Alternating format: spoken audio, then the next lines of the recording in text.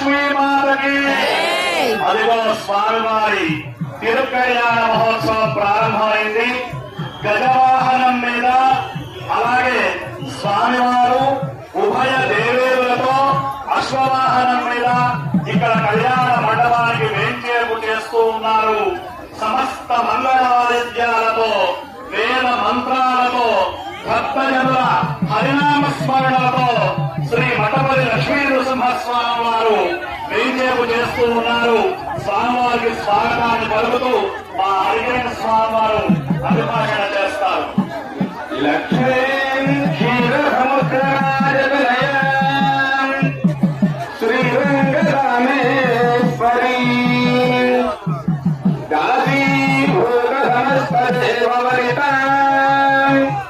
లోకైక దీపాంకురాం శ్రీమన్మందకటాక్షరత్న విభవాం Brahmendra గంగాధరాం వాం